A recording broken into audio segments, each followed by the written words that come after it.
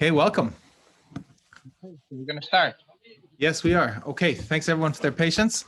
And we are now learning Shar HaYichud from the Mittler Rebbe and the second Lubavitcher Rebbe. And we're discussing, just to recap, you want to give a recap, Rabbi Cherek, what we did last week? So our goal is to fulfill the commandment of aligning everything with the oneness.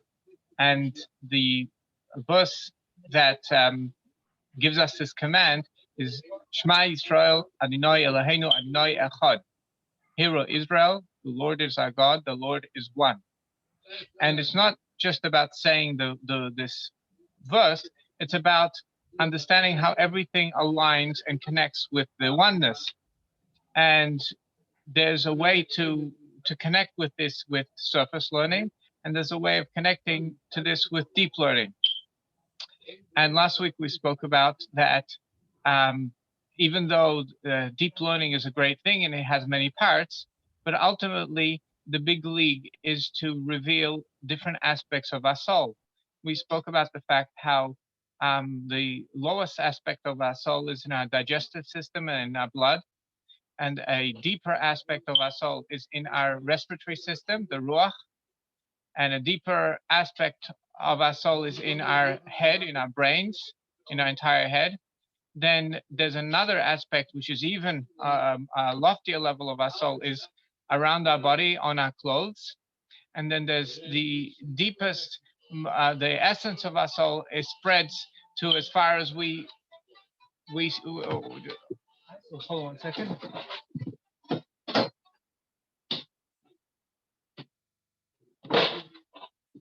As far as we can spread our hands around us. And I'll just give a few more points. Most people haven't, the first base of the big league is revealing our divine soul in our blood and our digestive system. When a person fully reveals it's called a nefesh. When they fully reveal their nefesh, it's like they're in the zone. I'll give you an example. A person has difficulty 3 times a day. We pray special prayer called the Shemona Esrei, and it has a lot of has 18 blessings. And sometimes it's difficult to pay attention through all the blessings, and sometimes the mind wanders.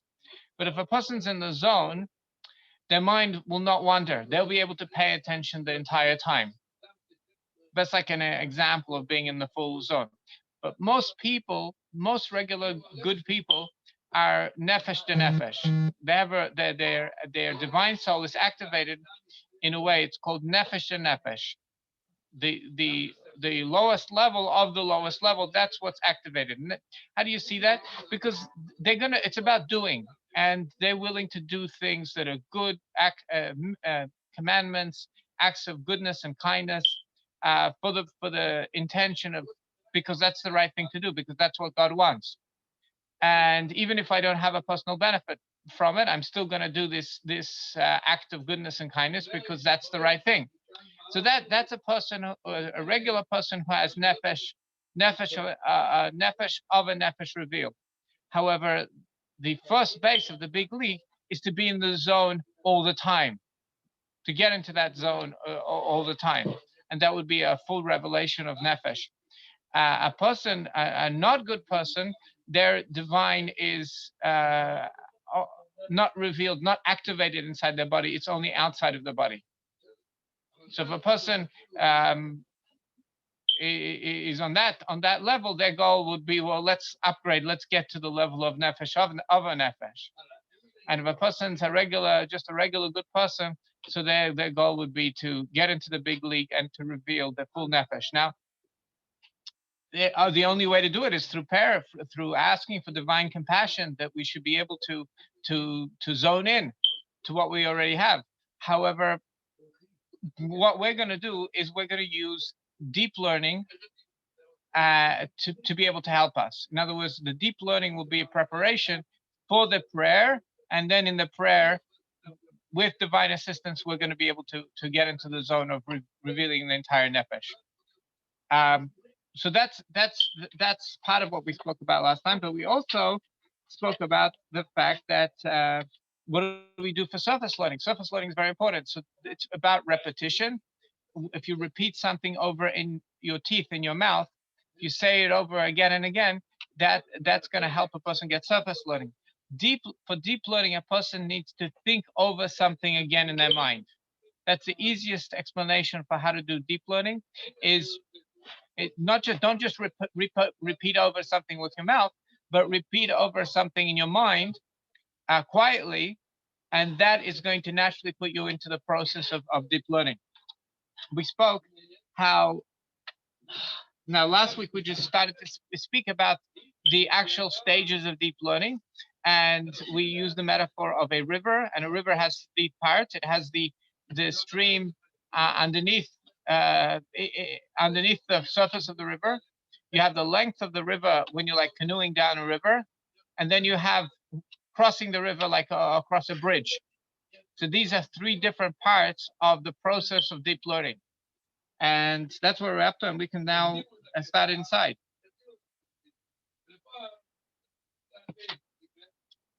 Mute myself. Okay, good. And I'm going to bring up for the screen so people could follow along Yes. on the screen.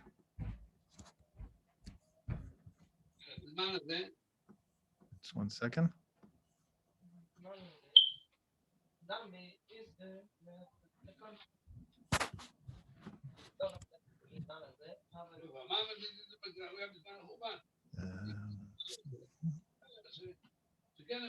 Okay. We're up to the words kihine.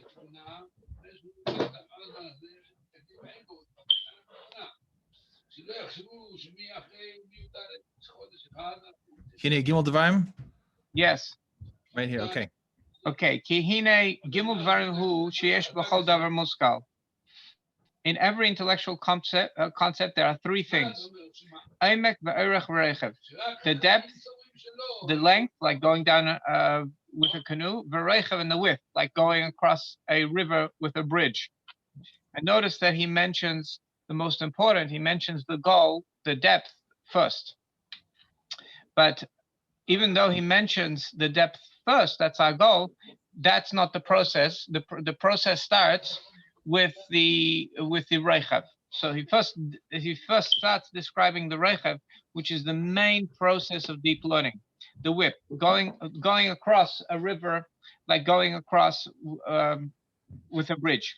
Hareichev hu bechinas hesper muskol l'chol tzad bepratim harbe. The width of a concept is explaining the idea from all sides with many details. The entire complexity of the idea. If the idea doesn't have details and complexity, so it's not deep learning. Karechav anar, like the metaphor of the width of a river, and it's not face value. When we're studying the idea, it's not just about face value. That would be surface learning. Kenahar Qatar, like a little river, a little short stream. It's not very long. That's not very wide. That would be just like surface learning. Now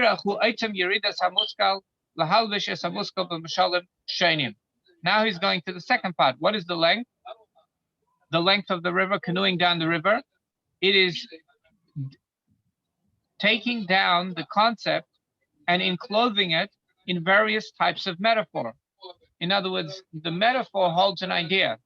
So if a person can find various metaphor from the surroundings that a person lives with for the idea, that is the activity of doing the length of the river. Until we bring it to the understanding of a child.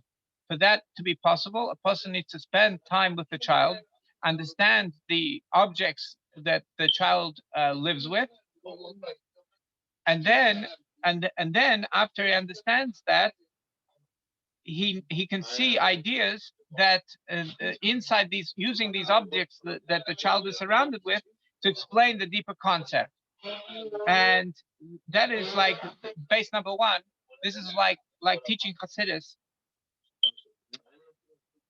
like when we teach Hasidus, part of the test, part of the evidence that we're doing Urach is, well, does the child understand?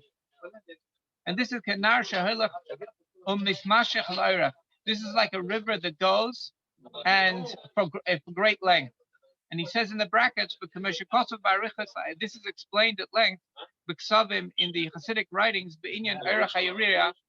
regarding the idea of a length of the urea.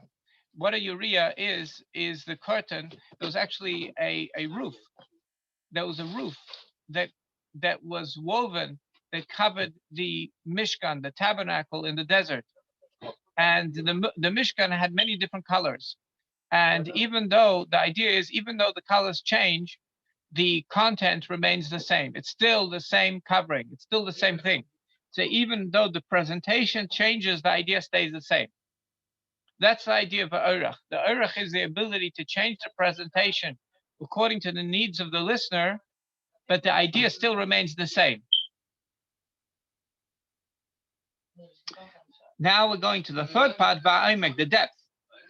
Aimek Kanar is like the depth of a river. Shemisham Misrachev, that from there, it basically is a V shape. At the bottom of a river, you dive down, there's a V shape. And from the bottom of the V shape, it starts to get wider. But the V shape that's underneath the river, when you dive down, it's not wide at all. It's still the main strength of the river. It's the main strength of the river.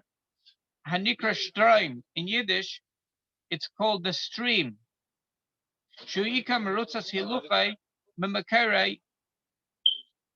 It's the main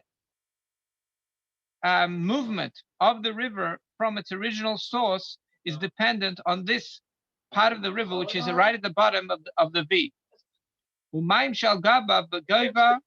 And all the water on top of the bottom of the river, on top of that V, on top and on the sides of this depth, tfeilim, they are secondary. The only reason why the water goes to the sides, the banks of the river, and moves that way, that's because the water becomes stronger and it starts moving, let's start them to the sides. And it becomes very wide. And then the water also builds up and it goes higher. And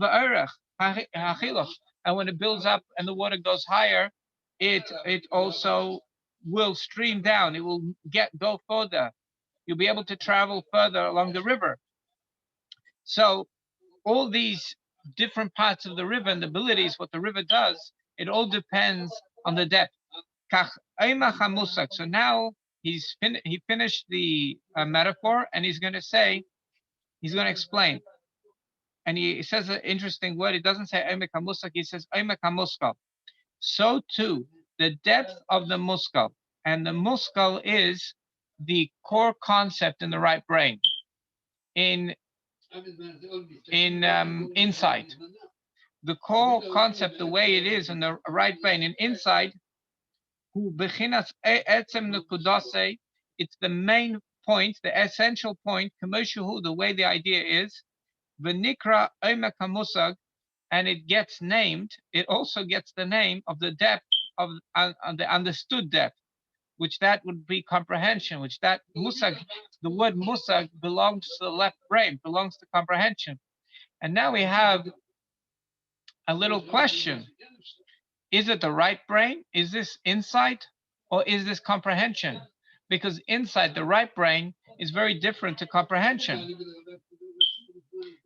So now he answers this question. He says like this: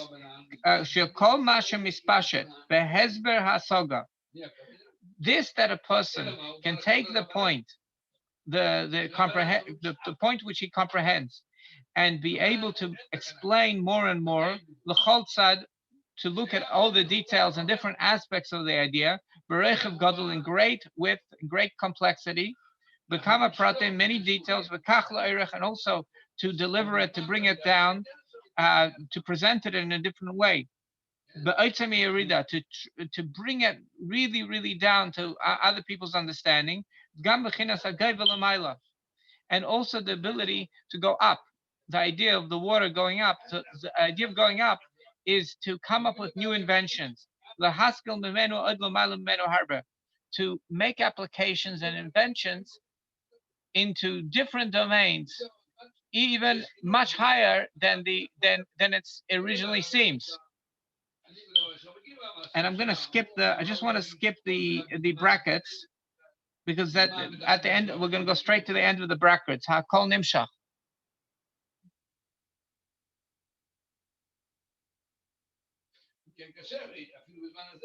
Yeah. So hakol nimshach me'etzem emek nukudose. This is the answer. This comprehension, this ability to explain complexity, this ability to present the idea, this ability, it all comes from the right brain, from the emek nukudose, from the depth point, the way it comes from Chachma, the right brain, or it's not the right brain, it's what dwells in the right brain. Insight, Chachma is in the right brain. So that ability from the left brain actually spills from the right brain, Hanikra Ayin, which is called Ayin, which is intangible. Because when you get an idea, it's sort of like intangible at the first moment. Now we can go back. And go into the brackets. Now, before we go into the brackets, so basically what we just said now is there's no direct access to the depth of the right brain. And we want to get there. But the way we're going to get there is through the depth of the left brain. But there's no direct access to the depth of the left brain either. So then we said we're going to do the other things. We're going to analyze the complexity, and we're going to try to explain it to other people, and that whole process is going to get us to the depth of the left brain, which is automatically going to get us to the depth of the right brain. Can you explain the right brain, left brain, and because I think this is kind of a common cultural concept of right brain, left brain in terms of creativity versus, let's say, mathematics and stuff like that. So can you explain, what do you mean by right brain? What do you mean by left brain? What's the difference between them, and how does it playing it over here? 1 second. Do you hear me? Could you hear me? Hello? Yeah. Do you hear? Yes. Okay, great. So the right brain is chachma. In Hebrew, it means the chachma. It could be divided up into two words. The power of what? The power of definition, that you can come from something intangible and you see something tangible is born. Which this is the right brain is more insight. That's what chachma is, insight. It's more artistic, it's more holistic, it's more a picture. It takes a snapshot of the entire picture. It's able to handle much more data than the left brain. In the left brain, you need to analyze the data one bit at a time and in a specific order. The right brain just takes a snapshot of a lot of information and is able to differentiate and know what's what. The left brain, on the other hand, is where Bina dwells. That is the mathematical brain. That is the brain of comprehension. That is the brain of grasp. That is the brain where we create the words to be able to capture our ideas. I believe a neurologist could explain exactly, the difference, exactly how it works, but that's basically the general idea. So our goal in deep learning is we want to get to the depth of the right brain, to innovation. There's no direct path to that. Well, yes, there is.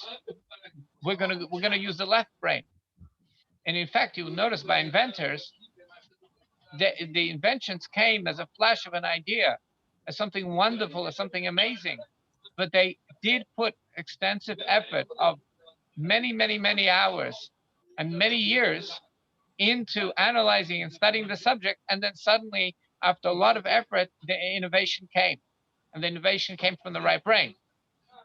So there is a process to get to innovation. There's a method. And we're going to use this method in our understanding of the oneness of the world, which is actually which is a commandment. But that we're going to learn later on. Now we're just learning the process. So is that satisfactory? Yeah, I think that is. I want to ask the attendees for a second if they want to ask a question at this point to help understand this. I think it's you're switching back between right and left, and we need a way to be able to hold on to that, to be able to understand what we're focusing on at this time. So now I think it's more clear. But if anyone wants to ask a question now in the chat, they are definitely welcome to.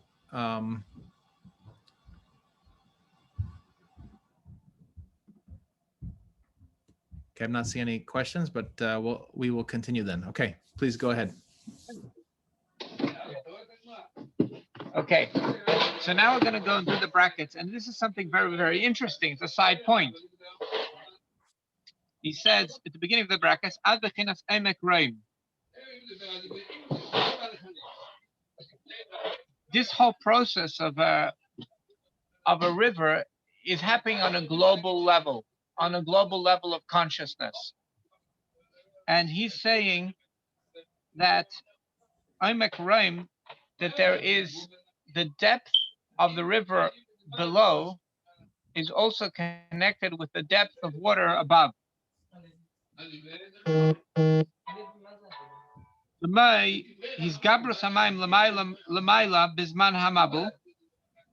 What happened at the time of the great flood, water came from the depths of the ground, came up. Also, it rained.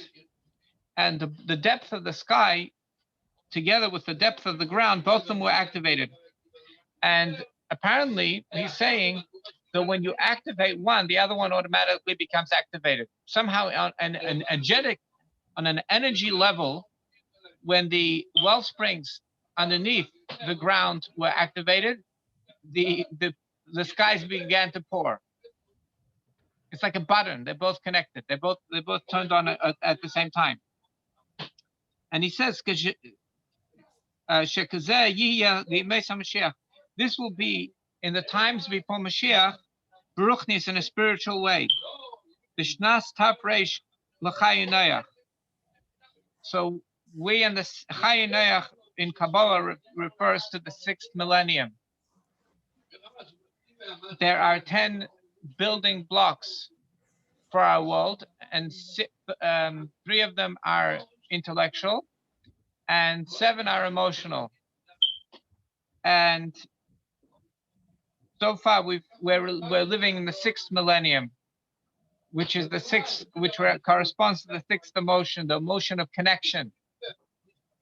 And Noach also refers as a code, Kabbalistically speaking, to the building block of connection. It's also the part of a personality which holds all the other emotions together. So basically, we have different emotions. A person could be strict, and a person could be kind, and a person could be balanced, and the person can he wants to win and be successful. Right? These are various emotions. Yet we find that a person has only one person that can activate these different traits, and they maintain one personality. So that's the 6th emotion. The 6th emotion is the emotion of connection, of attachment, and it's also a base which connects all the other emotions together and makes a stable personality.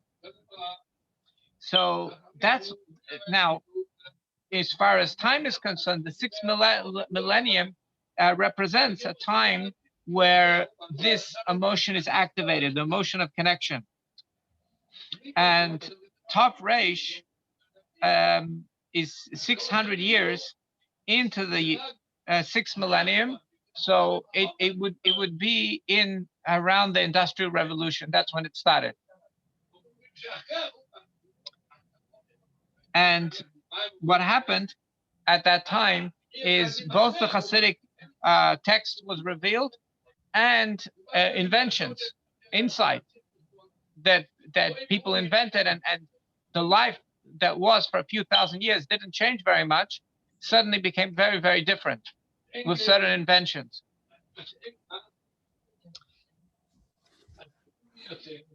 And this was written at the beginning of the 1800s.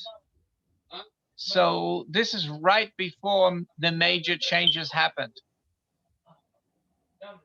So the Mittler Rebbe is predicting this great change that was about to start to happen in his time.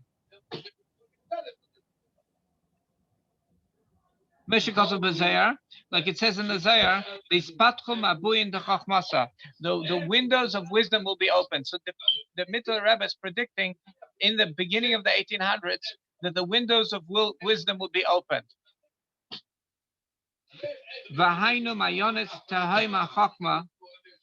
It means the well springs of the depth of insight, Yisgabru Lamaila, will become so strong and they will go up. Maila will go higher and higher. V'chasvas aharim, they will cover up the mountains. V'aruvas hashamayim niftachu, and the windows of the heavens will open up. Lahamshich min hamayim shema'al hashamayim, that we're going to bring down water from above the heavens, hanikra omek roim, which is the depth of the height. Shutalu b'eimech tachas. You know it's Chilasam b'Sefer. He's saying that they're connected with the depths of below. So the wisdom of below would be inventions, and they both will activate at the same time. The same time when inventions are revealed, the same time the depth of the sky, the soul of the Torah is revealed.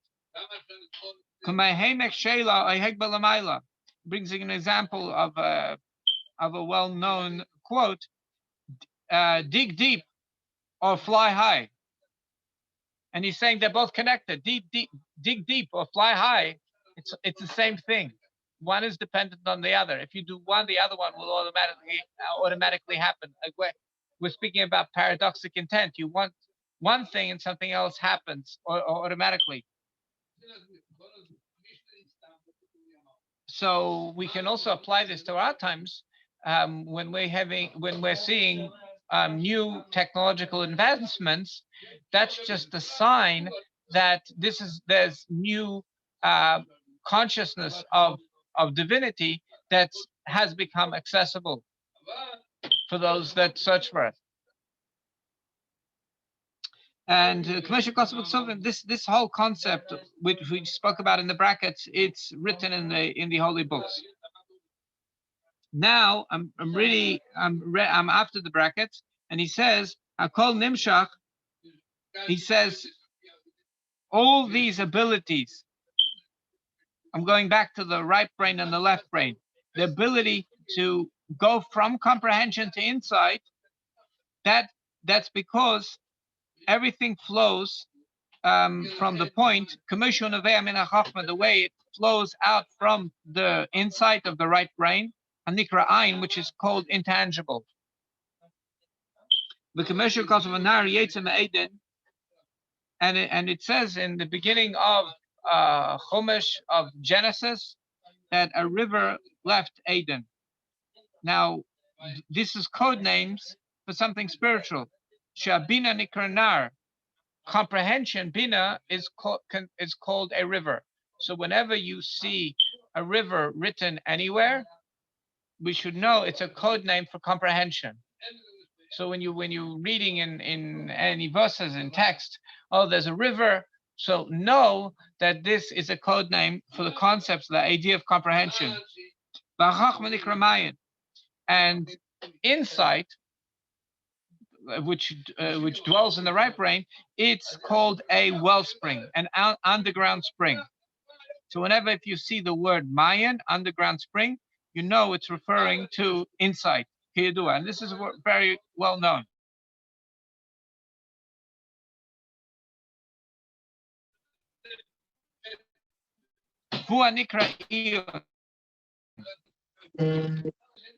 And this process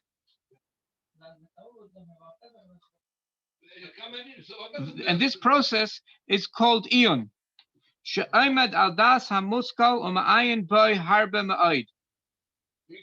That the person goes into the concept, and he looks very deeply into it.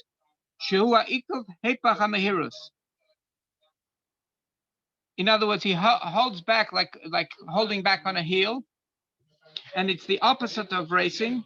Because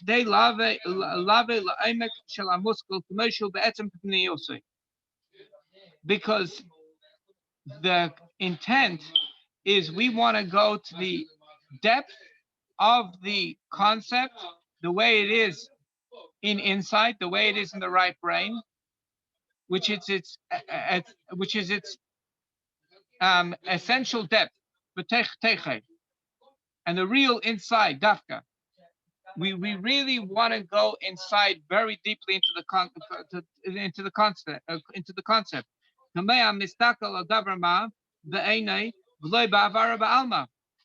It's like a person that looks at something with his eyes.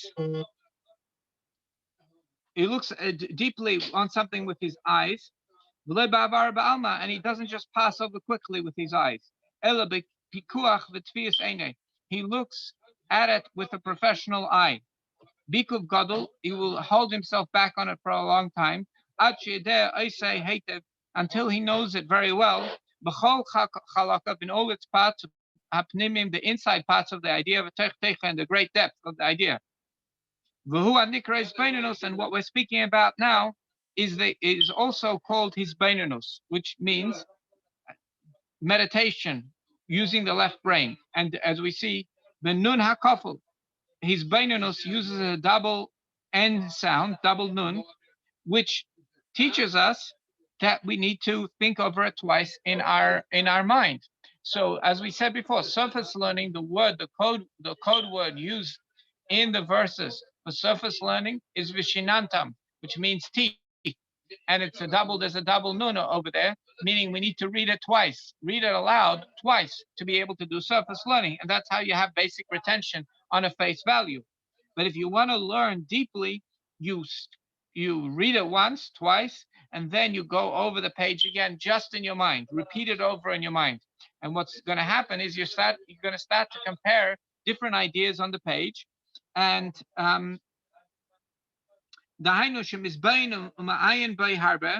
that basically what a person needs to do is needs to think over, reflect. In English, we say reflect, to look at it again.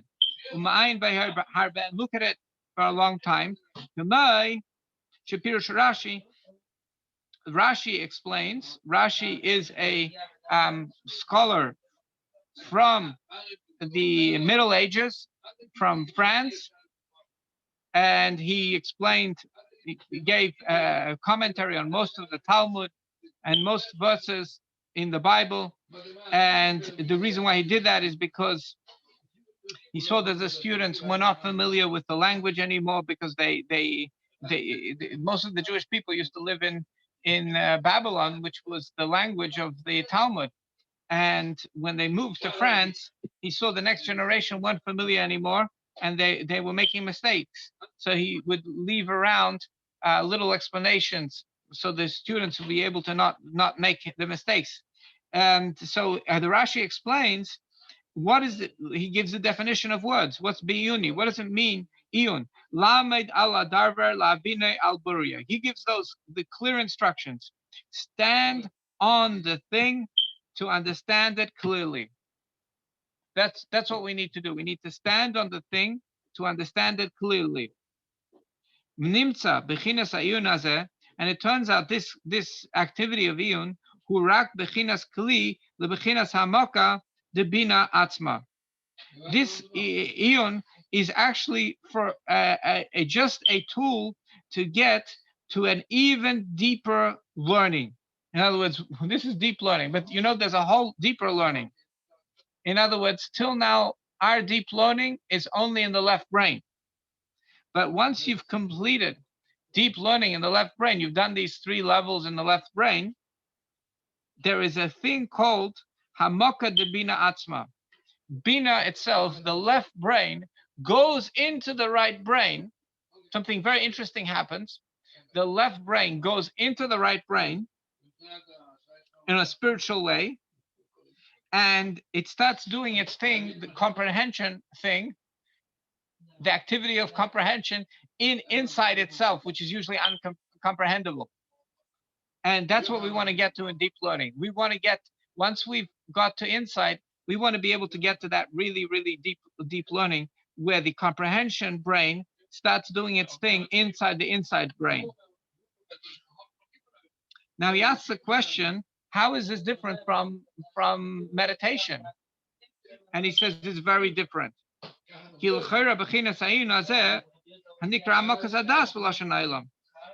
This eon, when we say to look into something deeply, it's deepening our attention in.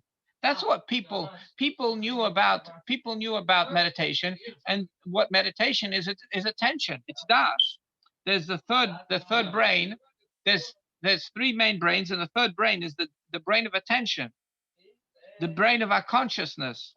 So basically, pay deep attention. Isn't that what we need to do?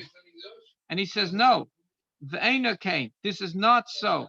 His beinus, reflection and deep learning, is not meditation. It's not attention. Because meditation is only a tool where meditation is a tool that we apply to get to the actual depth. In other words, once we've done all the work and we've gone through the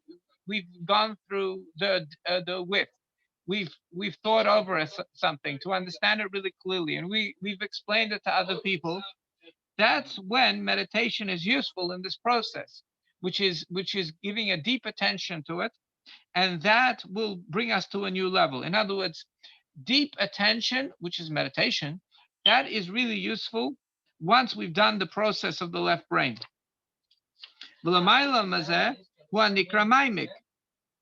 Now, so there's deep learning on the left brain, there's deep learning on the right brain, and in order to get from the left brain to the right brain, we're going to use that traditional meditation, the idea of focus and attention. But if we apply focus and attention, we can do even a deeper thing, which is called mimic. Mimic is the deepest possible learning that's available to a human. It's called mimic. In other words, once the left brain has done its comprehension activities in the right brain, then apply attention again, and you'll do this thing called mimic. It's possible to go even higher than insight. In other words, it's possible then to reach a level which is higher than insight, where the insight even comes from.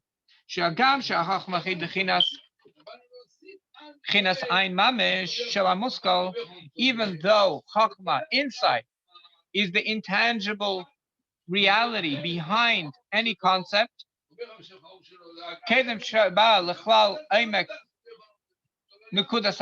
before it even becomes the deep point of comprehension, Shababina, which is in comprehension, which is in the left brain. Kemayin lagabe nahar, the right brain is like the underground hidden wellspring, and the left brain is like the river. But we want to get further than the wellspring. We want to do mimic. If we're going to dig deep in the source, in the root of the concept from the right brain,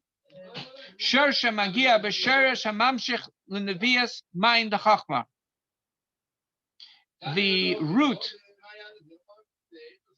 of the concept the way it is in the right brain, its root comes from where it flows from he goes to the source from where the wellspring of wisdom, the wellspring of insight comes. The source of the wellspring of wisdom is called the depth of insight. Or it has another terminology, the hidden wisdom. Hidden wisdom. Now he's going to explain. Okay, so far let's recap. We have these three parts of a river: the width, the depth, and the length in the left brain. Then a higher level is the width, length, and depth of the wellspring of the right brain. And then there's a higher level, which is the source of even the right brain. And he explains, just like there is a depth and a length and a width in the left brain, shenikra yesh, and comprehension is always considered tangible. Yesh means tangible, canal, like we mentioned above. Kach yesh omek ve'erech ve'reichev, so too there's a depth, a length, and a width, b'mayan, in the wellspring, the chachma of wisdom of the right brain. Shenikra ayin, it's considered intangible.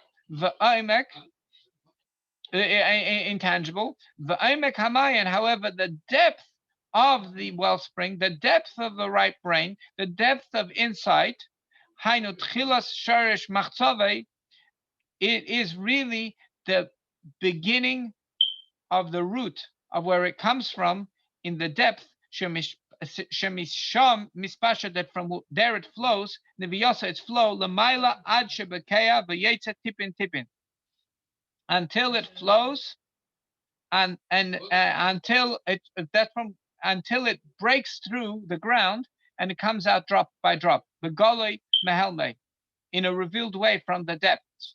Betachlis helme hu tachlis amke, and the hidden depth, the great hidden depth of the wellspring is as deep as you can go in the ground. Lamata kamei mayonis taim nifku, like it says in the times of the great flood. It says in the verses that the deep wellsprings became opened, and what happens is the ara chalchule mechalchala. Basically, the ground is like a bunch of veins. There's the wellspring. There's the bottom, the source of the wellspring, and then it basically, the way it goes through, it filters through the sand and the earth of the ground like veins. Begidin, like it says, begidin. Gidin means veins. Sheesh lahem omek rishon, and these veins from the water, they have an original depth. And on this it says in verses that insight, chachma, wisdom, comes from the intangible.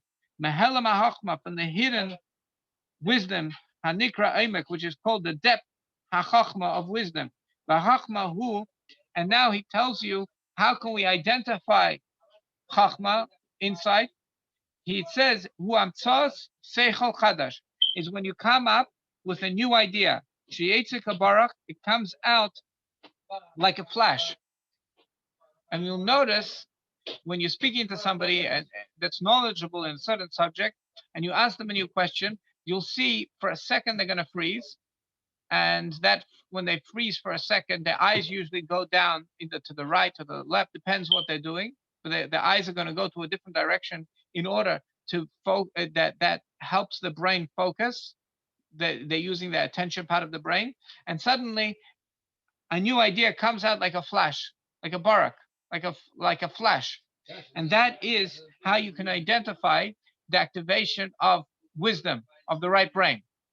A new idea, like it's known, and people will start having these experiences of flashes from 9 years old. They're able to do that. From 9 years old, they're going to experience flashes of ideas on anything that they study well.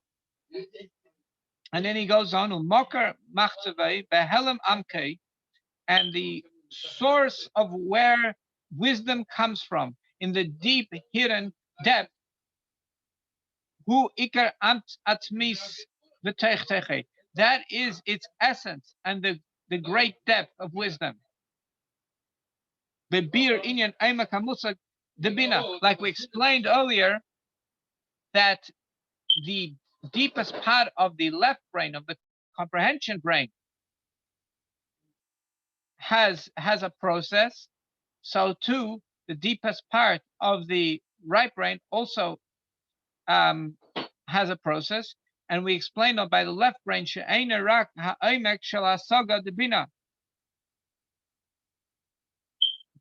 that the depth of the left brain is only the depth of what's comprehensible. Which we can feel and experience in a concrete way. When we understand something, and we give a clear, open explanation, the depth of this comprehensible idea which we're explaining, that's the intangible of the tangible, the saga of the understanding. In other words, you can't give to the student the depth. You can never give the student the depth of the idea.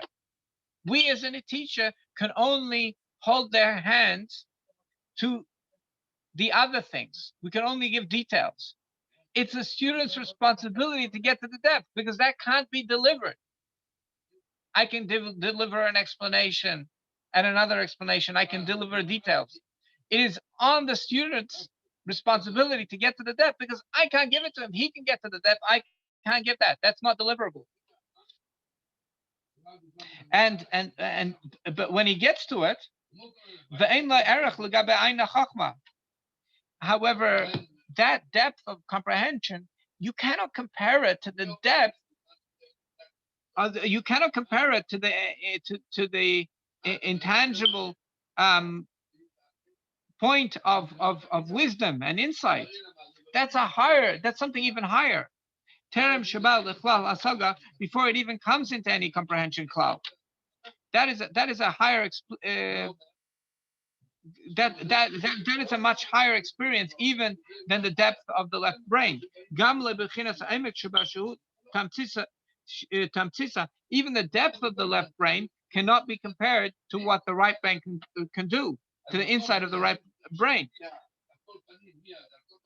So now, at this point in time, a person is going to have the experience and they think, wow, I can't go that far. To start bringing my left brain into my right brain, that's like beyond me.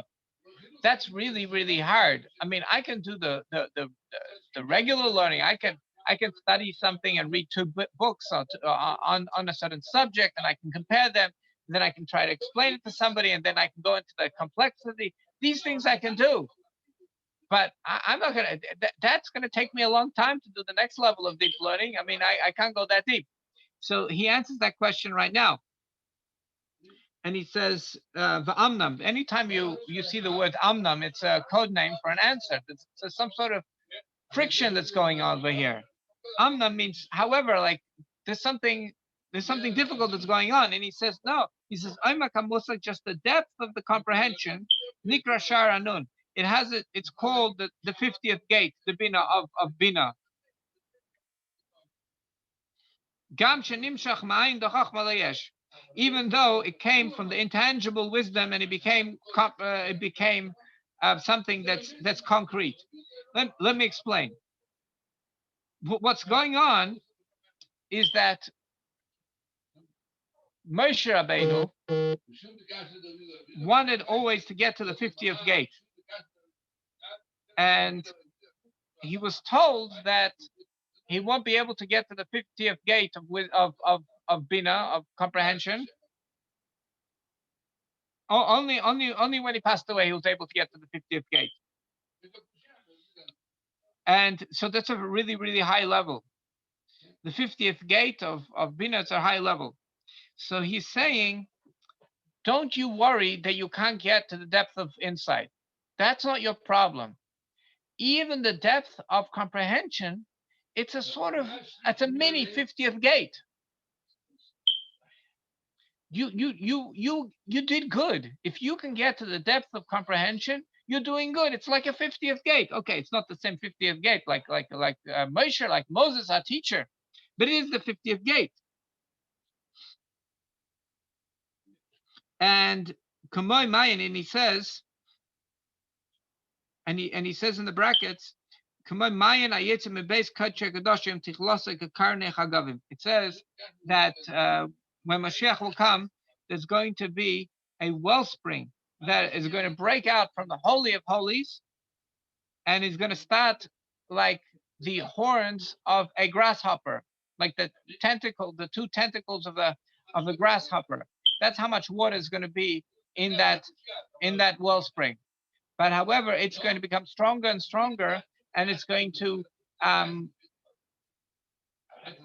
give life to all the water of the world in such a way that anybody drinks from any water in the world, they're going to have a connection to the Holy of Holies. So what he's saying over here in the brackets is, even though you can't get that far, by you doing what you can on your level in deep learning, which definitely the depth of comprehension is something you can do, you're having a connection to the highest levels. You're not able to do the high levels, don't worry about it. Do what you can. And then he continues saying this, if you get to the depth of comprehension, in the source, it's connected to the depth of wisdom, the depth of insight. Kana, like we mentioned above.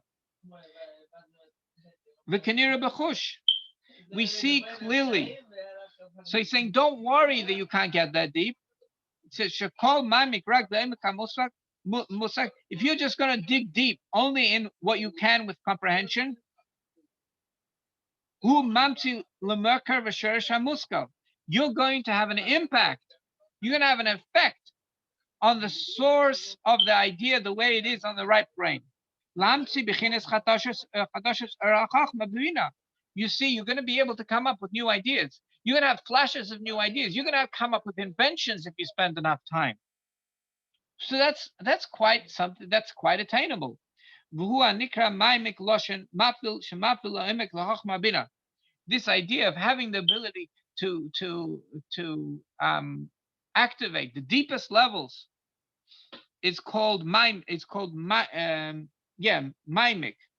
Basically, what you're doing is mafil means activation. You can activate the deepest levels of the right and left brain. I just want to point out that this is such a deep human experience, and it's actually a very enjoyable human experience. I heard a story of a math, a person who was very much into math, and he spent all his day in math. And there was some mathematical problem which wasn't solved for 100 years. They didn't know, nobody knew how to solve it. So he solved it and was given a prize of whatever it was, $1 million. And he didn't want the $1 million. He just wanted to solve the prize, because a person who's living in this world and they've activated these higher abilities, these higher human abilities, money doesn't really mean that much to them. They have something so much greater.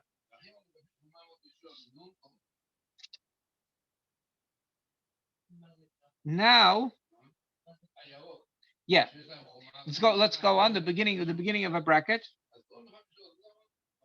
Oh, okay. Now we're going to learn.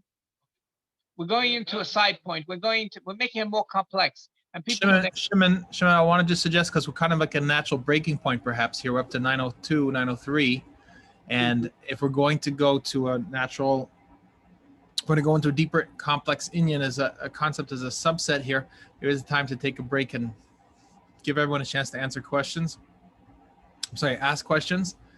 If anyone has questions, then we could do a summary. Maybe you'll summarize what we did tonight while we're seeing if there's questions. So please speak up, everyone, and ask questions.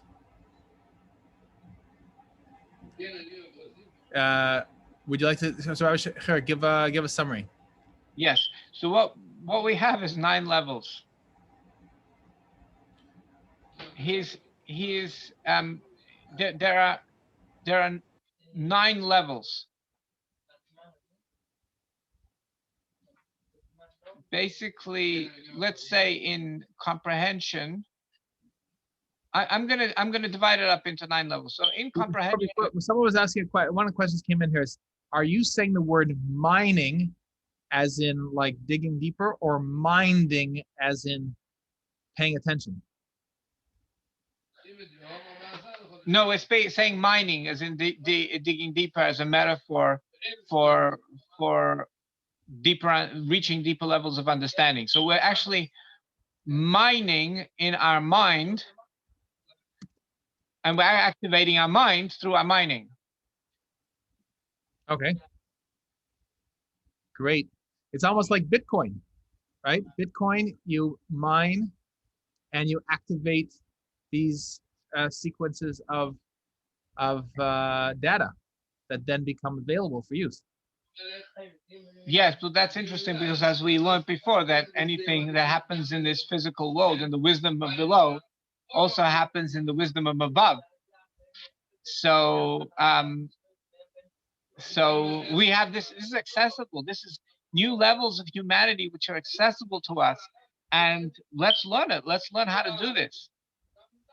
Well, thank you. It just shows you also the importance of what you're saying and the whole process, because this participant asked this question, if she had been able to hear you correctly the first time, she wouldn't have asked the question. We wouldn't have gotten to the deeper, you explaining in depth what you mean by mining, which then led us to an insight as to an example in the world today, which then led us to understand a deeper how wonderfully accessible this is to us today. So it shows you the importance of this whole process of learning and learning together. And one person's question leads to a far greater understanding for everybody. Right. It's a lot of fun. It's a lot of fun because eventually you can do mining. You can do this type of mining in anything. Like I'm always doing it. Whatever I learn about the world, I'm always I'm doing contrast comparisons, and I'm comparing things. I'm trying to say, is this the core concept? Is this not the core concept? What is the engine of the idea? I'm always doing this all the time. Once you get used to it, it becomes a way of life. So let's summarize. So this in the left brain, which is the brain of comprehension, Bina, there are 4 levels.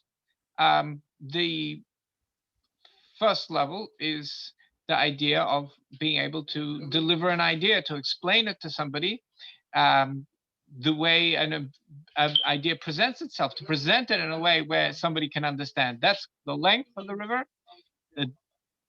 A deeper level, which is the main thing which we need to do is the width of the river, the complexity. Let's analyze the complexity. Let's put the complexity. Let's put it into different categories, and then compare the categories to each other to find out what is the core idea over here. And then we get to the core idea, which is the depth of the river. And the depth of the river will also give us the ability to eventually come up with inventions. And it connects. There's a point of transfer from insight to comprehension, and that's like a flash. And that's like the 4th level, because we don't just want to get to the depth of an idea, we want to get to the flash of the right brain, how it's moving into the left brain. And we're gonna now, this flash is an amazing experience when it happens, and you need a pad of paper straight away to start writing down your ideas. And it often happens when you're waiting in line, when you're slightly distracted, and then you don't want to lose the idea, you start writing. So it's a lot of fun. But you can do this in prayer as well. And we're going to learn later on how you can have this experience of flashes of new insight in the middle of prayer. And there's a method. To get these new insights on the oneness of the world and how things are connected. No, I want to share just the story on that, because Dr. Bill Pettit talks about how his late wife, Sue Pettit, she used to write poetry in the kitchen, and she would have a stack of, like 500 sheets of paper, you get in the ream of papers, and she'd have a pen on it. And as she was cooking and working in the kitchen, she would just pause, and she'd write a poem out. And it became a book of poems called Coming Home. and really about this concept of coming back to our real selves and who we really are as a divine being. And it's so fascinating what you just said about, it comes to you right in the middle of something else. You're slightly distracted, and then you get a whole flash of that insight. Beautiful. But I have a question for you. What is a person supposed to do?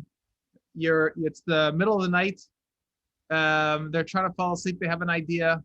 A person is maybe working on a different project. All of a sudden something comes there for you. Should a person stop what they're doing and spend the time to write all those ideas down? Or say, I'll trust that if Hashem gave it to me once, I'll get it back later when I actually sit down to work on this project? To my experience, it's very hard to get the second time, to get the same thing. It's good just to write it down, just at least in the note form. Right. Maybe get better ideas next time, but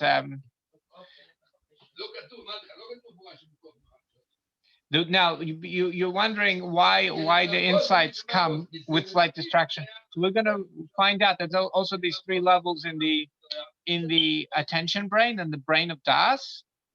So what I understand is that when we distract the lower levels of attention, the deeper attention is left free to do its job. So it cannot be a total distraction. A deep distraction has to be something like brushing the teeth or waiting in line in the store. Right. Where the external attention is distracted, then the deep attention is still on the concept and really like focusing. Then that's when it comes.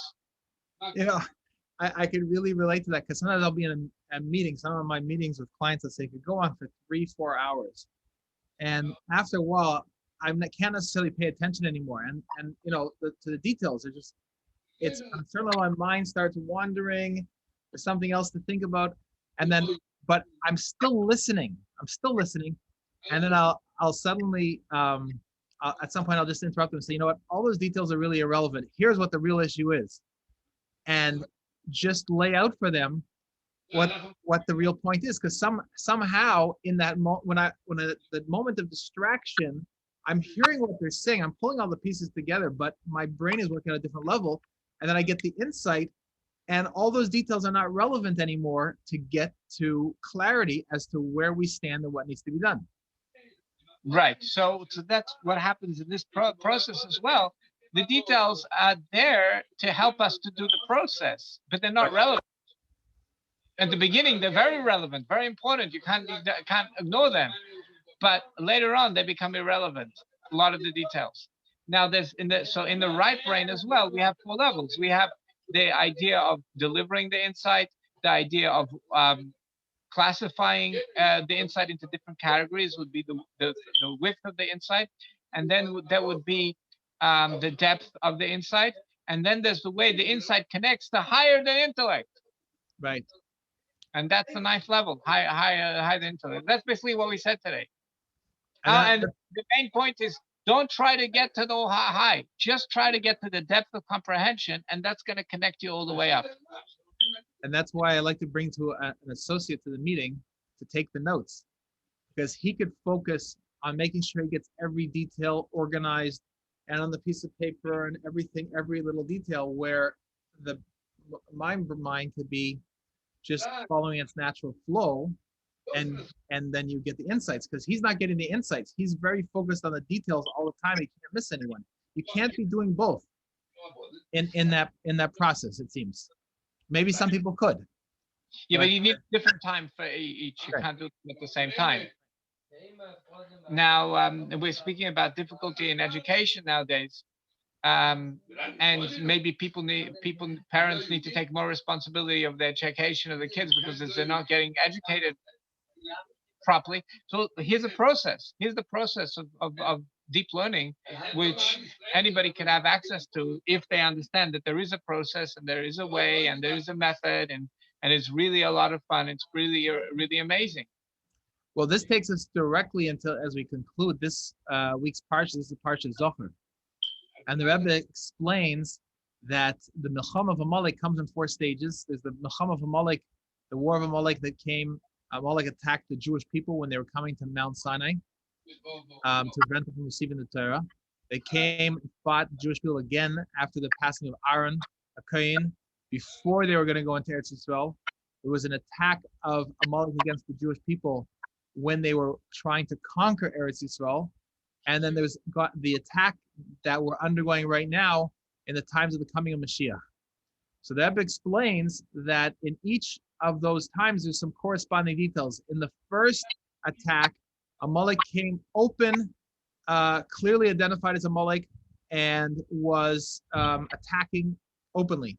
And that's what happened also corresponds to the third war, that in the third war that Amalek came openly and attacked the times of Shaul HaMelech and Agag and so forth. There was an open attack, and that they identified themselves clearly. However, in the second war, Amalek disguised itself, and it figured the way to trick the Jewish people was to come disguised as Canaanim. How did they disguise themselves? When the nation of Canaan, they came and they spoke the language of the Canaanites, but they still were dressed in the uniforms, the dress code of Amalek.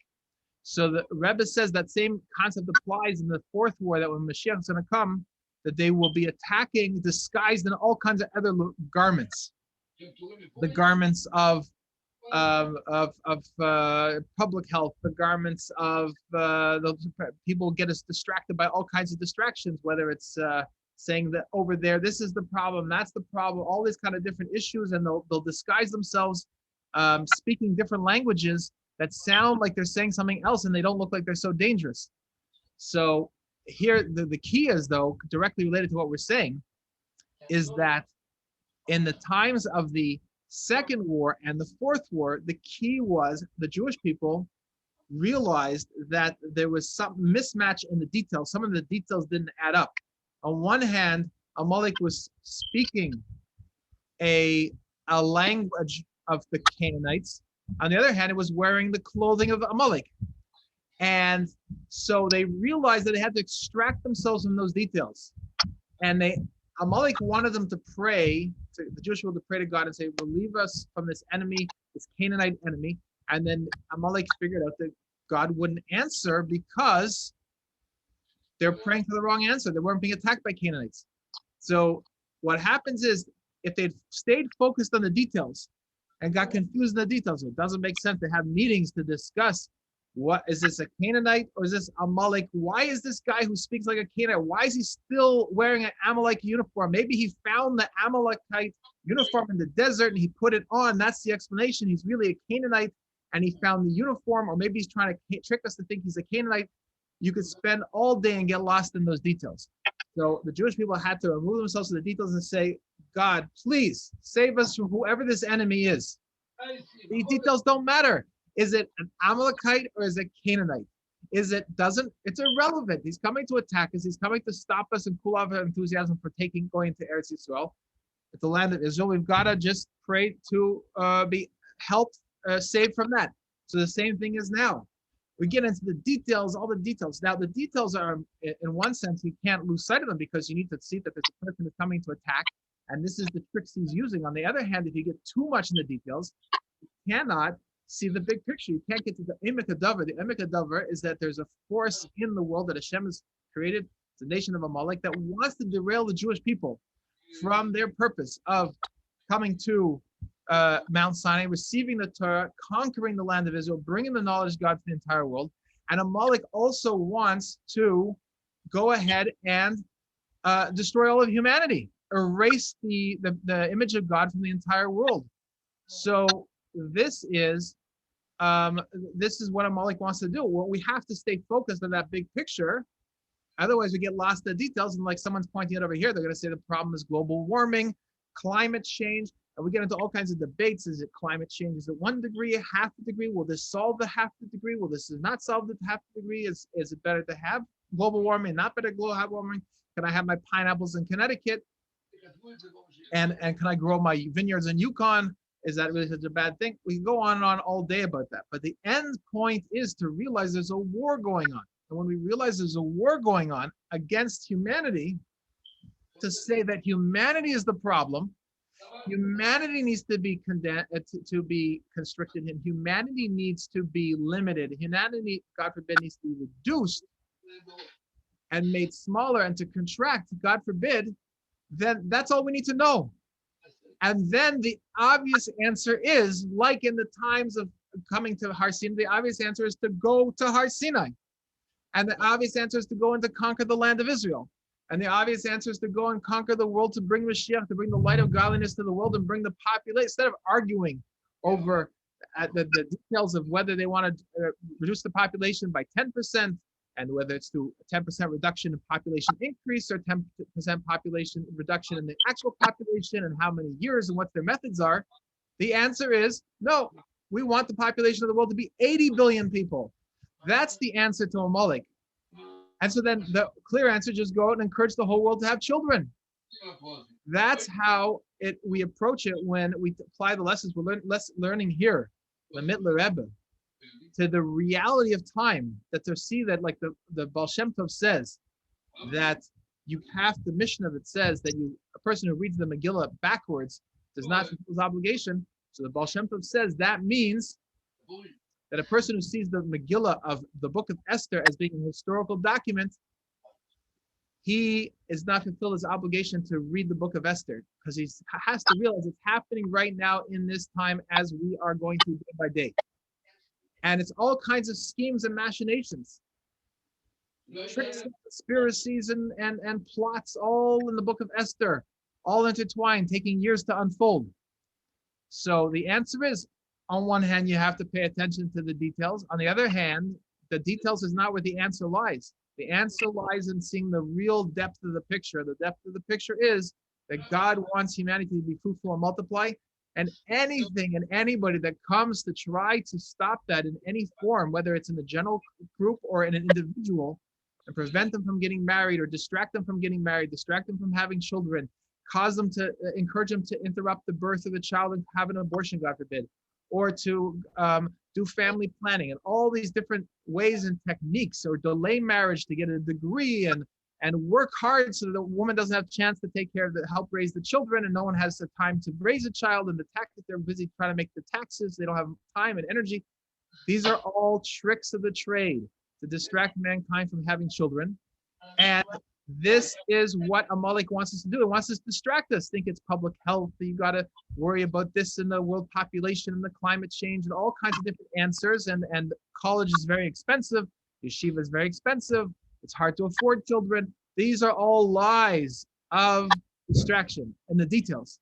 And therefore, when we remember the big picture, we'll be meriting to have the same redemption, the same miraculous redemption that came the times of Purim, that we will not be caught up in the details and swayed by what they try to convince us to pay attention to, but rather see the real picture and put all our energy into bringing redemption to the entire world, bringing the world population to 80 billion people, making up for the lost time for the tens and hundreds of millions of people that were killed, murdered, and exterminated over the last 100 years. We need to make up for that in the world population. The world population is supposed to be way ahead of where it is right now. 8 billion is behind where we're supposed to be.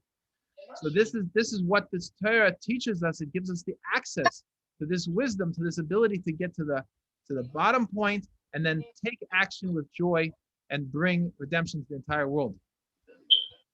So thank you everyone for joining us. Anything you want to end with, Rabbi Shirik? Yeah, we'll expand on this next time. These 4 parts are really easy to remember. If you look at a child, the way a child grows up, when they're a child, the first thing, the way they're understanding the world is experience. In other words, how does this taste? And they're tasting everything. They're trying everything. They're making little science experiments. They want to know how the world right in front of them works. They're not thinking about the big world. They don't even know about the big world. Whatever is in front of them, it's the cups, it's how blocks can stand. They're learning all the laws of reality right in front of them. It's called experience, like Pshat. Pshat, that's at the first level. That corresponds to Erech, the length of the river. God is delivering to them the world. So they're going to just experience everything right around them. They get a little older and they start asking, the father, Tati, is this how the way it works in the world? In other words, they start to think like, oh, there's a big world. Maybe these little rules that I learned, they apply in the big world as well. So that's like the next level. Like it's like the reichev, like the width, and it's also corresponding to remez, hints. The whole study of Torah, which is remez, because we're just looking at a hint and we're saying, oh, does this really connect to some big idea? So the first level of learning is we're looking at experience. That's the length of the river. Then the width of the river is about big ideas. The details are just there to be able to understand a big idea. What's the hint? How does this hint to what's really going on, to something bigger? And it's really hidden. What we're hinting to is not seeable directly. You have to go through the experience first in order to be able to and then the details to be able to get to what we're hinting to. Then the third level is the depth, which is already skills. The child already is old enough, so after 10 years old already, they start to develop skills in this world. So it's not just they experience the world. It's not that they understood the big ideas of the world. They're starting to understand the big ideas. They're asking a lot of questions. Why this? Why this? Why that? Why? A lot of whys, because they're doing that on the next level of study.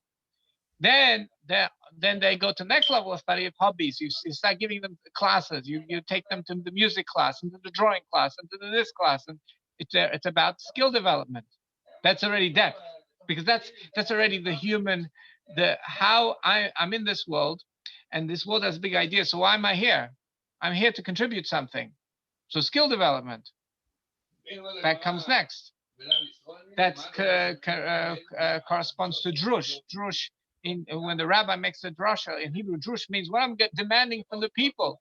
What do I want? He's making demands from the people. Guys, you need to do something. So the child at this age, he wants to do hobbies. He's curious because his soul is demanding from him to do something, to learn how to make an impact. And then the fourth level is the chachma, the wisdom, is the insight, it corresponds to Kabbalah, which is the basic building blocks of creation.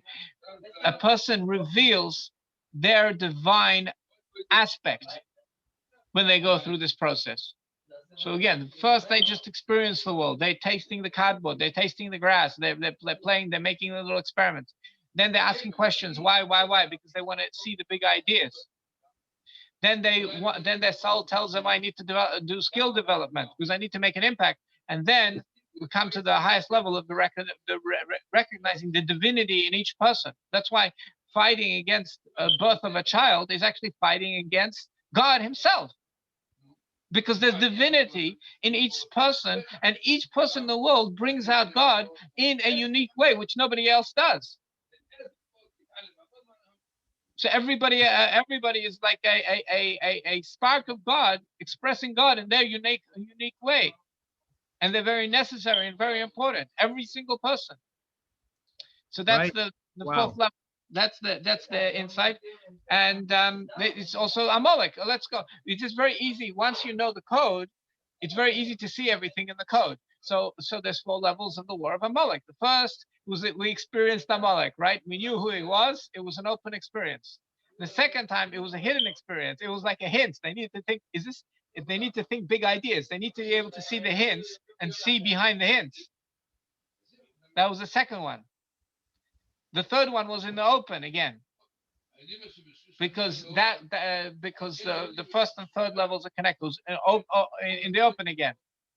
The difference between experience and skills is not there's a step in between, which is big ideas, but ultimately experience and skills are very connected. They're both hands-on.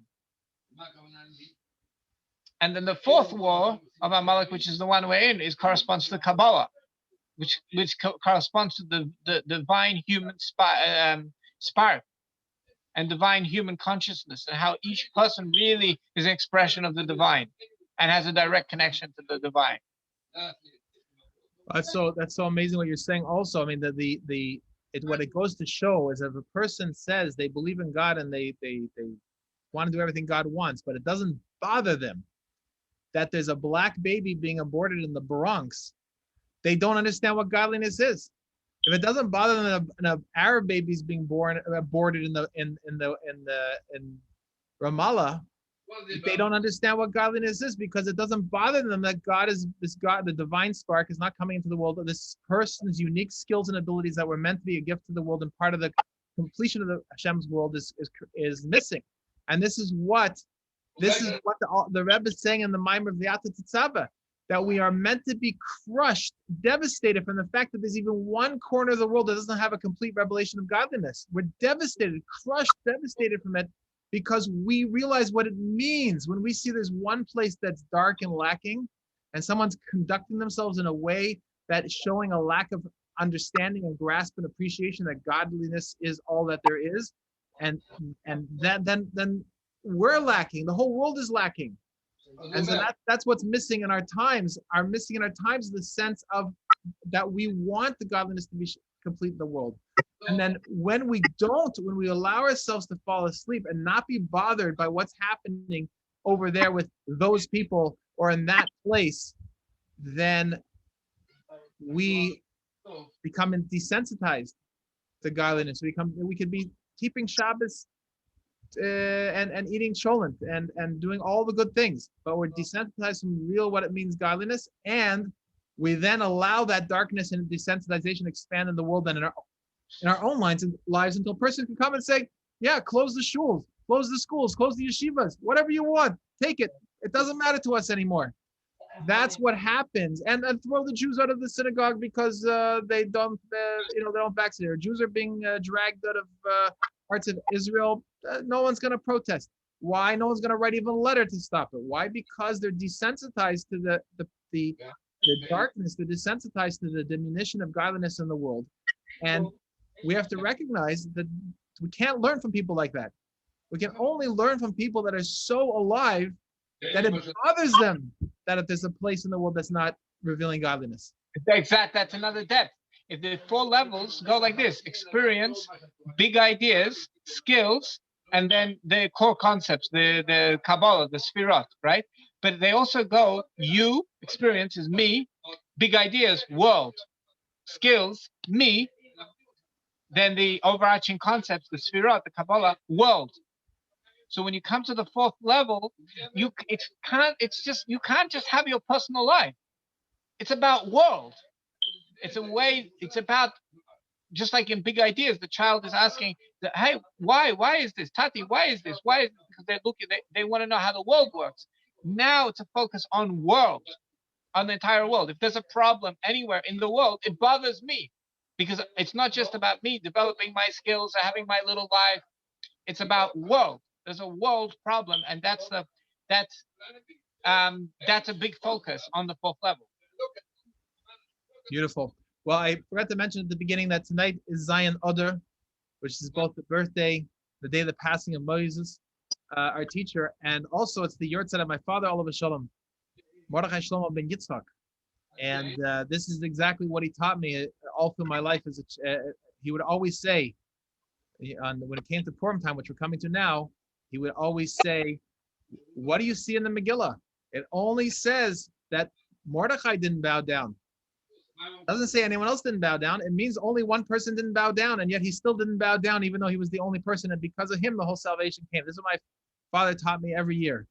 That was his main lesson from the Megillah, from the whole book of Esther, was that the ability to conduct yourself like you're the only person that's doing it. Now, what we discover when we do the right thing, we'll discover that there's more people that think like us. There are more people that are willing to do what we're doing. There are more people to be inspired by us. But we have to do it. We can't be looking around for other people to join us first. We have to be doing it as if we're the only person. And that's what brings redemption to the world, because it's really a personal relationship with God Almighty. If I have the relationship, it drives me to conduct myself a certain way and to take, like you're saying, on the 4th level, to take responsibility for the world. And that's what then inspires other people to do the same thing. So, Mitzvah Hashem, he could have an Elias Neshama, elevation of the soul, and in the schus of the shir and the schus of bringing the teachings of the Mittler Rebbe to to everybody, to the whole world. This is the class. The Middle Rebbe is the soul of Moshe Rabbeinu, as we explained last week. So it's very connected to tonight. Right, absolutely beautiful. Thank you for connecting. Thank you for the beautiful comments. Yes, thank you. Someone said thank you to your dad for teaching you that lesson. Yeah, Baruch Hashem. You know, it's interesting. Sometimes we get lost in the idea of having to have so many lessons. But when you boil it down to there's one concept that is going to shine through the generation, and that's thank you for appreciating the participant said thank you for appreciating my father. So what he taught me, and Baruch Hashem, share with everybody. And also the Mordechai is connected to Moshe Rabbeinu because he's a leader of the generation. Right, and that was my father's name, Mordechai Shlomo. You know. And then Mordechai, and we mentioned Noach, which is the sphere of Shlomo, is also the sphere of your side of connection. So leadership and connection. And today, Moshe Rabbeinu is activated, and Moshe Rabbeinu takes a very active role in the Gula Amitis, the final redemption. It says in Tosfos that Moshe is going to come back. He's going to teach us things. Right, and Mordechai is his extension. Mordechai is his extension. Okay, Mitzvah Shem, we're seeing it now, and we're going to see it for the whole world. Mitzvah Shem, it's going to break out of this Zoom room and cover that we're on Facebook, and this is why this technology was invented. Absolutely, to spread. This is Hasidus itself. That's right. Thank you, Rabbi Chirik. We'll be continuing on Mitzvah Shem. Well, actually, next Thursday night is the night of Purim. So I don't think it's going to work out, unfortunately, to be able to do the shir next Thursday night. So I'll send around the notice to everyone who's registered, because we're going to be in the middle of reading the Megillah, and it's going to be hard to make sure we get together. And there's a Suda after the festive meal after the Megillah. So we want to wish everyone not only a happy and a good Shabbos for this week, but also for next week, a Purim, Sameach, a happy Purim, and to remember these lessons, that the lessons that no matter where we are and what we're doing, being able to just connect to the one truth and the gate of oneness. What we're learning here, the gate of oneness, Shar Yuchud, that itself will carry the person through all the right actions that they're meant to take, and all the right results will flow from that as a result of taking the right actions. So God bless everyone, and thank you very much for joining us. Thank you.